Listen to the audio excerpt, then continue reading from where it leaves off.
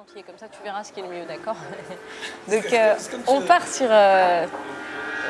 Mon cœur, ça va s'attacher à suivre 3 histoires. L'histoire de Claire, qui prend du Mediator après une grossesse pour perdre les kilos en trop qui lui restent. Et puis, 7 ans plus tard, elle s'effondre devant son fils de 8 ans. Elle est hospitalisée. Et là, on découvre qu'elle a une valvulopathie cardiaque, qui est une pathologie assez lourde et on ne sait pas bien pourquoi.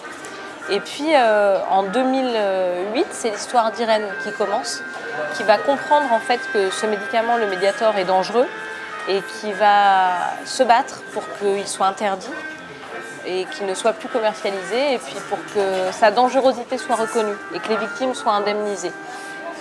Et puis la 3e histoire, c'est en 2010. Hugo, c'est un avocat, il vient de poser sa plaque et il y a une femme qui vient le voir.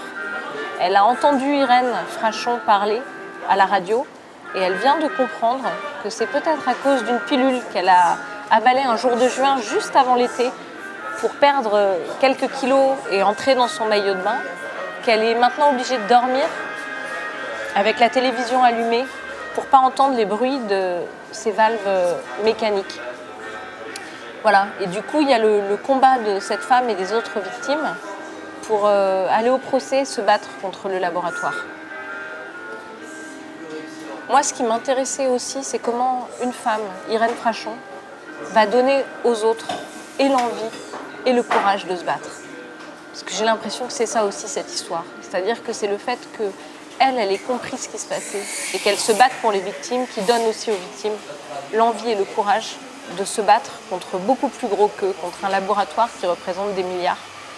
Et j'avais envie de raconter ce combat parce que je trouve que c'est important dans notre société qu'à des moments, quand le système déraille, des personnes se lèvent et s'opposent au système. Et que le théâtre est aussi là pour se faire caisse de résonance de ces personnes-là.